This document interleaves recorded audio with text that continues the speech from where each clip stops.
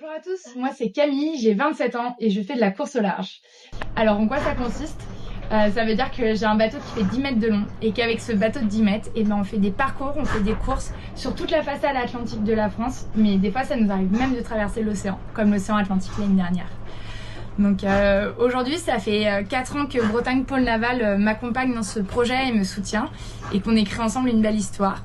Et je pense que ce salon de Pro et Mer prend d'autant plus de sens car pour moi, on a tendance à oublier qu'en tout cas en course au large, derrière un skipper, il y a entre 30 et 40 corps de métiers différents représentés qui vont du mécanicien à la voilerie, à l'électronique, au composite pour créer et construire nos bateaux. Je suis déçue de ne pas pouvoir être avec vous pour cette 10e édition du salon Pro et Mer. Malheureusement, je suis en course, ma première de la saison, la Solo Guicoten à Concarneau. Mais voilà, et en tout cas, j'attends avec impatience les jeunes qui gagneront ce concours et qui pourront venir naviguer et embarquer avec moi dans la baie de Lorient et autour de Groix. Donc merci à tous, très bon salon et puis bon vent.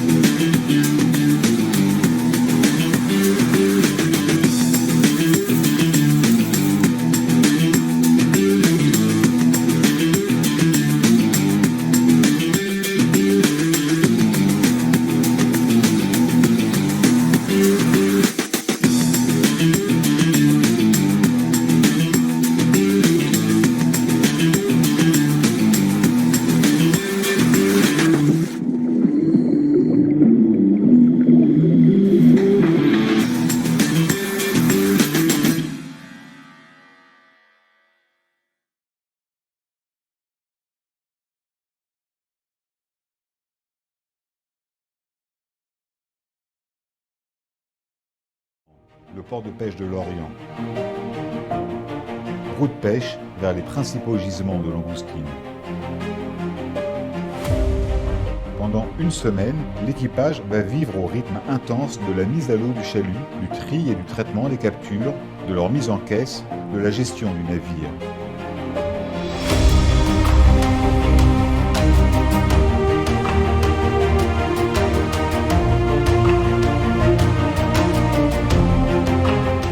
Nuit et jour, guère de temps pour se reposer.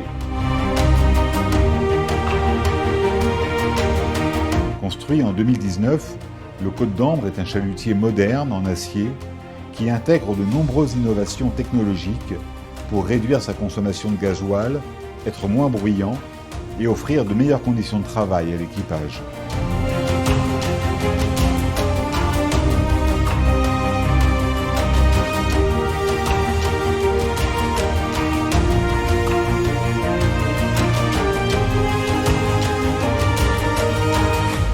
Pour Laurent Tréguier, le patron du Côte d'Ambre, comme pour Édouard, l'un des 3 matelots, le chalut est un métier particulièrement intéressant. Le chalut, c'est un métier qui permet de cibler une plus large palette d'espèces. Il y a un vrai sens de la traque dans le chalut, c'est le vent, les coefficients de marée, il y a tout un tas de paramètres qui sont à prendre en compte et ça demande quand même pas mal d'années avant de maîtriser le sujet. C'était pas la pêche que je visais au début, mais c'est là où ça embauchait directement sorti du lycée, quoi. Du coup, C'est là où je me suis dirigé vers cette voie et au final ça m'a plu et je suis resté. J'avais pas du tout suivi un cursus pêche et j'ai tout appris sur le tas. Donc au fur et à mesure des bateaux, on acquiert de l'expérience. Si on a une bonne ambiance, un bon équipage, on a une marée facile. Même si le travail est difficile des fois.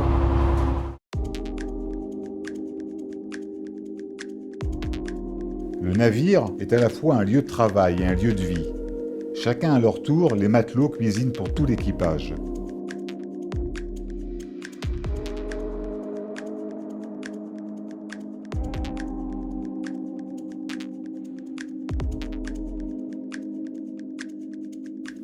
Le Côte d'Ambre cible en priorité la langoustine, l'espèce phare de Quéromont.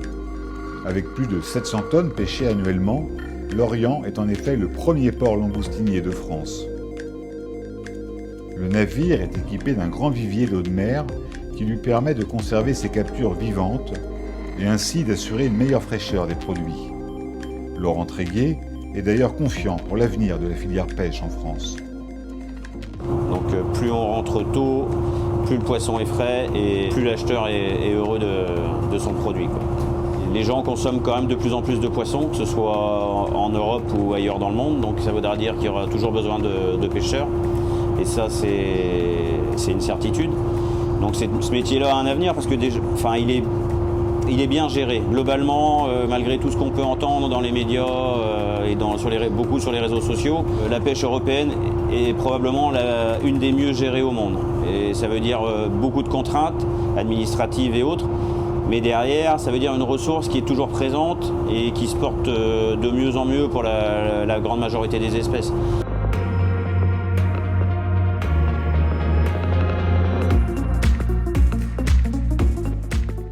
« 6 heures du matin, le Cassiopée quitte le port de Séné, près de Vannes. Après avoir traversé le golfe du Morbihan, cap vers l'île d'Édic pour une journée de pêche à la coquille Saint-Jacques. Aux commandes du navire, Serge Lefranc. Chez lui, la pêche est une affaire de famille. Je suis pêcheur depuis plus de 30 ans. Je suis fils de pêcheur, petit-fils de pêcheur des deux côtés. On entend parfois dire que la pêche est un métier très dur. Mais pour Serge Lefranc, c'est avant tout un métier de passion. Des fois, tu as des super levées de soleil, des oiseaux qui passent, on est proche de la nature, on se sent libre. C'est un bonheur de partir en mer. C'est ce qui nous fait avancer, quoi. Il n'y a aucune routine. Voilà. Il n'y a pas de routine dans le métier. Il n'y a pas de routine. Arrivés sur la zone de pêche, Serge et Vincent, son matelot, mettent les deux dragues à l'eau. Pendant 25 minutes, le Cassiopée va tracter les engins de pêche à la recherche de coquilles Saint-Jacques. En baie de Quiberon et dans les courreaux de Belle-Île, le précieux coquillage a une particularité. Il contient du corail qui lui donne une saveur inimitable.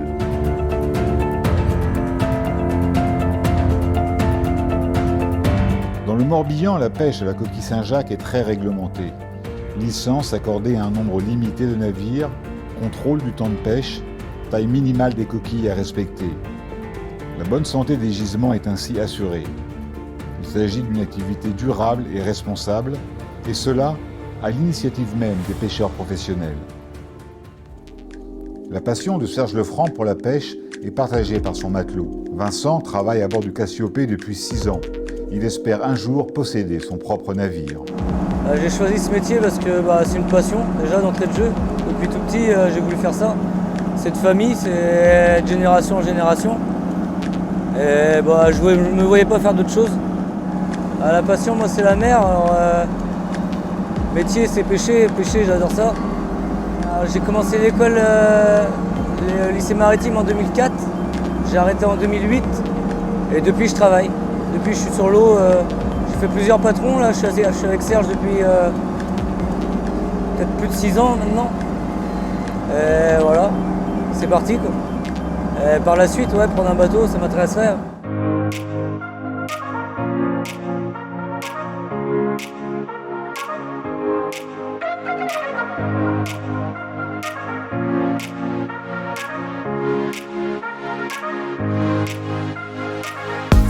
Je fais 6 mois de coquille Saint-Jacques, on va dire de mi-octobre à fin avril à peu près, donc un peu moins de 6 mois. En parallèle, dans ces 6 mois, on fait un peu de crevettes, on va dire de janvier à fin mars. On fait également aussi de entre janvier et février, on a un petit quota de civelle, donc on fait un peu de civelle aussi. Après le mois de mars, je pêche l'anguille dans le golfe. Après le 15 septembre, c'est l'entretien du matériel qu'on n'a pas réussi à faire toute l'année, donc l'entretien des dragues, l'entretien des bateaux. On prend un peu de vacances aussi.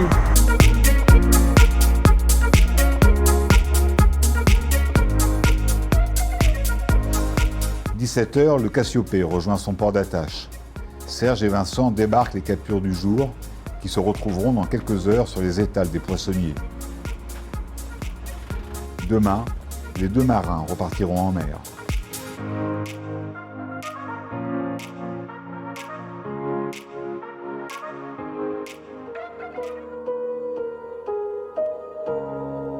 Toutes les nuits, le Mabéol, un fileyeur de 12,90 m, quitte le port de Lorient pour rejoindre ces zones de pêche. À son bord, le patron, Frédéric Le Délésir, et 3 matelots.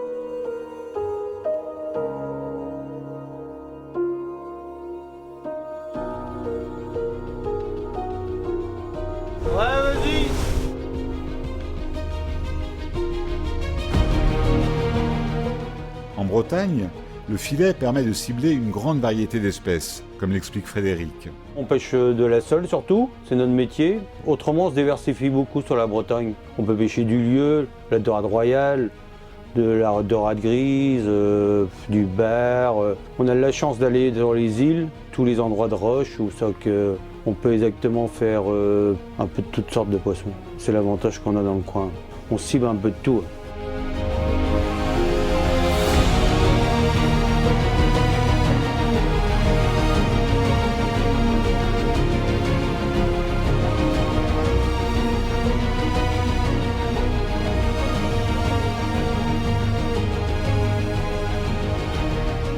Le filet appartient à ce qu'on appelle les arts dormants.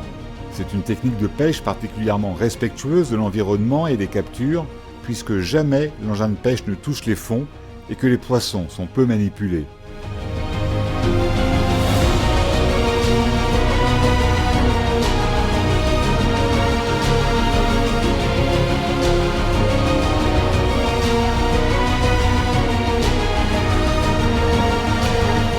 Le Mabéol met à l'eau 4 séries de filets de 2 km chacune qu'il vient relever 4 heures après.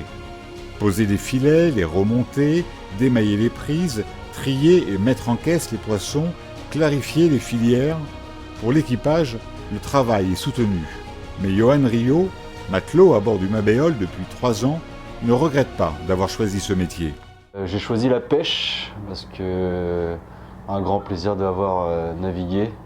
Et origine bretonne, donc normal quoi. J'étais couvreur de base et j'en ai eu plein les bottes de faire les choses pour les autres et j'ai préféré la pêche. Au moins je sais pourquoi je travaille et pourquoi je trime. C'est sûr qu'avant c'était la routine tout le temps, il y avait toujours la même chose, alors que là chaque jour est différent, chaque pêche est différente et le temps aussi, le temps joue beaucoup, c'est jamais pareil.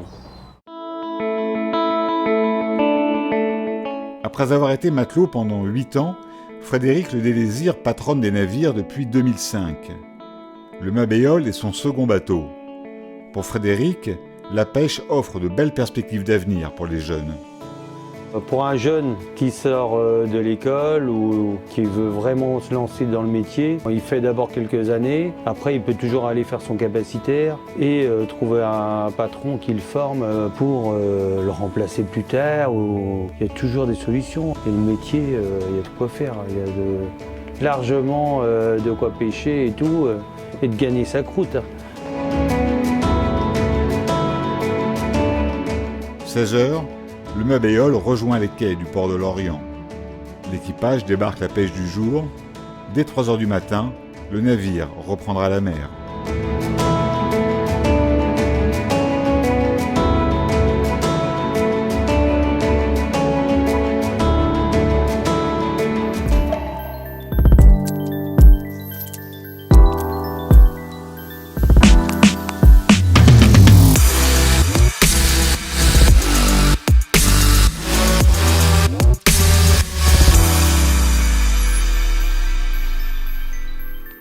Bonjour, je m'appelle Graziella, j'ai 27 ans et j'habite à Brest. Je m'appelle Grégory Pédan, j'ai 49 ans et je travaille à la Sobec. Bonjour, je m'appelle Jérémy Girardet, j'ai 30 ans et je suis originaire de Brest. Je suis soudeuse. Je suis chaudronnier soudeur. Je suis taulier soudeur. Je travaille en atelier et aussi sur chantier naval. Je peux être amenée à préparer les pièces, à les meuler et ensuite à les souder. Je peux effectuer aussi bien de la soudure, du montage, meulage ou fabrication de pièces. Je suis amené à faire de l'agrafage de tôle, du formage de tôle. Je dois avoir un peu plus de 30 ans d'existence dans le métier. Ce que j'aime le plus dans mon métier, c'est le travail accompli. C'est un métier qui nécessite un côté créatif. C'est un travail d'équipe, on n'a pas le choix. J'ai fait une reconversion professionnelle pour pouvoir quitter la poste car le boulot ne m'intéressait plus trop et j'avais envie de découvrir un métier où j'allais utiliser mes mains et avoir un savoir-faire. J'ai trouvé cette formation grâce à un collègue qui était soudeur lui-même et qui m'a dit que l'organisme AFPA me permettrait de devenir soudeur. Voir une éolienne au large et me dire que c'est moi qui ai fabriqué quelques pièces serait une très grande fierté. J'ai eu la chance de pouvoir participer à un prototype d'éolienne flottant. Moi, je me suis éclaté dessus avec l'équipe avec laquelle je travaillais. On contribue quelque part à l'entretien de la planète, si je peux m'exprimer ainsi. Je recommanderais facilement aux femmes de faire ce métier. Travailler en Bretagne est vraiment important pour moi. Qu'est-ce que je donnerais comme conseil à un jeune? Je lui montrerai en fait ce qu'on est capable de faire avec de l'acier. L'acier, de l'inox, de l'aluminium. Si c'était à refaire? Si c'était à refaire? Si c'était à refaire, je le referais.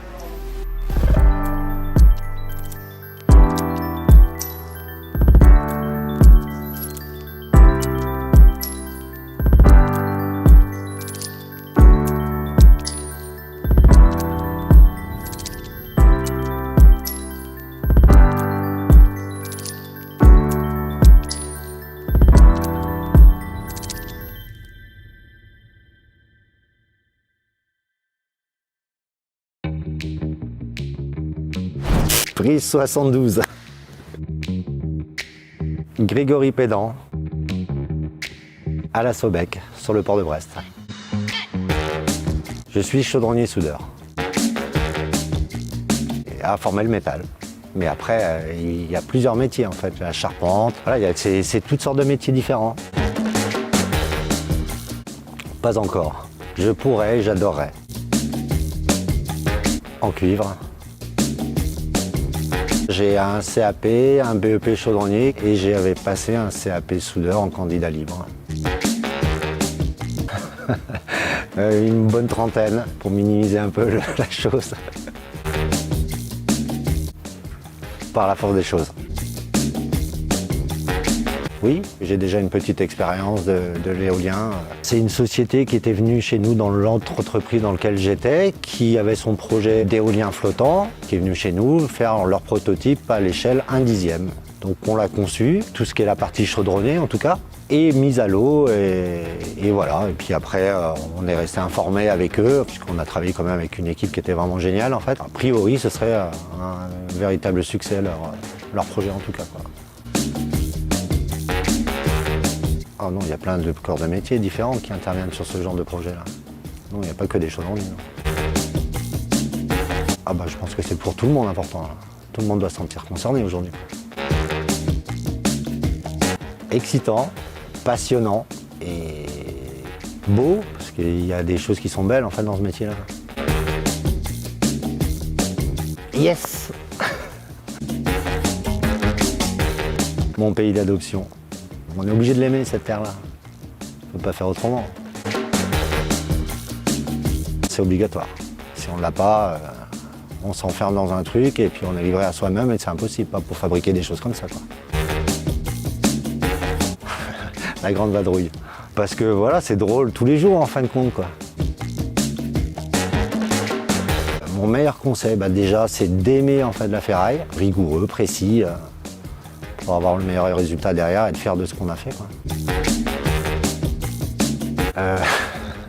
Mon cerveau, pour pas être... pour rester axé en fait sur un seul et même truc, quoi. L'aventurier. Boomerang contre tout chacal, l'aventurier. Hop, après, je sais plus. Ah bah ça l'a toujours été, ça le sera toujours. Le métal, il y en a partout, hein. passionnant. J'en ai marre, je m'en vais. Et puis je m'en vais quoi, c'est ça.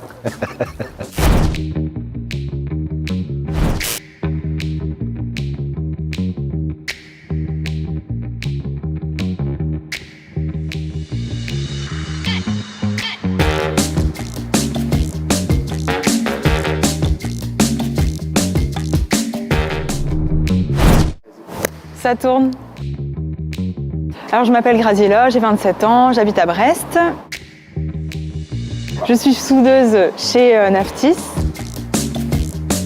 J'ai commencé en tant que dessinatrice en bâtiment. Je voulais faire un métier manuel. Je me suis intéressée à la soudure et ça a marché. L'inox. Je sais pas, mon conjoint. Il y en a 3 principaux. Il y a le TIG, le semi-auto et l'arc électrode enrobé. Être consciencieux, être volontaire, minutieux, savoir garder le sourire. Ça fait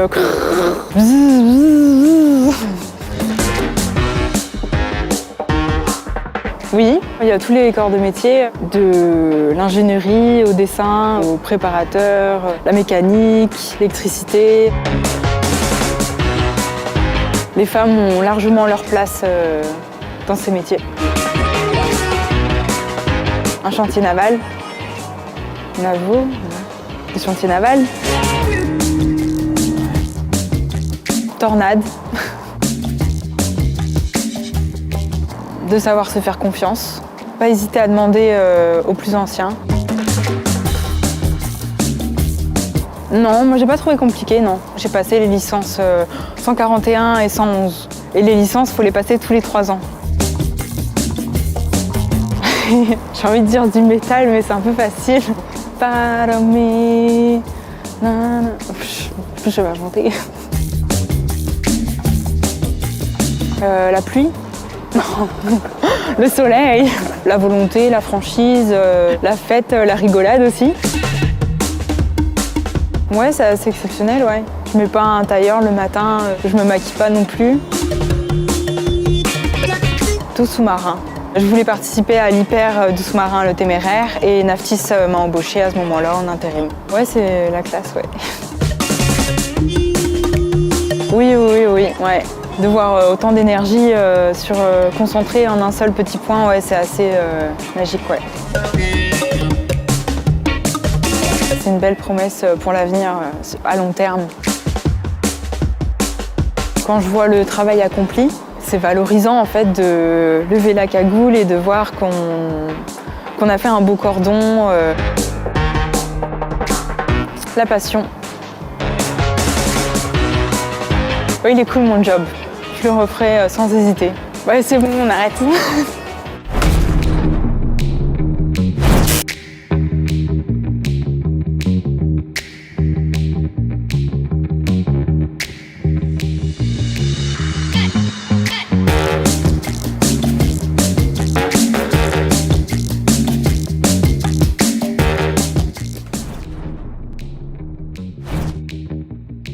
Christophe Piriot, Société Otechmi. Je suis ultrasoniste, contrôleur en contrôle non destructif. Rigueur, intégrité, précision. J'aime mon métier. Pour l'absence de routine, l'échange avec le client et la technicité, les chantiers sur lesquels on est amené à travailler. Une vingtaine. En contrôle non destructif, on va avoir les contrôles par ressuage, magnétoscopie, radiographie, ultrasons, donc ce que je pratique, et ensuite tout ce qui est encadrement, donc chargé d'affaires, secrétariat et responsable d'agence. Self-control. Tout à fait. Ultrasons. CND, bien sûr. Ça peut l'être.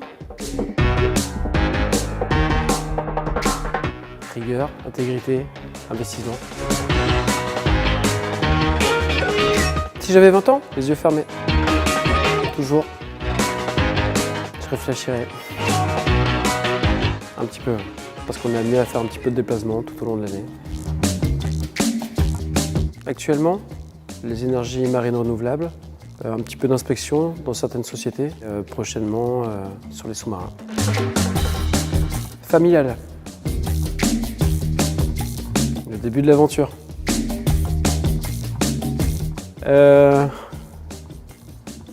Des Guillermet. Oh, Take Me Out de Franz Ferdinand. Oh, je dois chanter en vrai. Take me out. Mais après, il faut la guitare derrière, quoi. Un ultrason. Chant de baleine.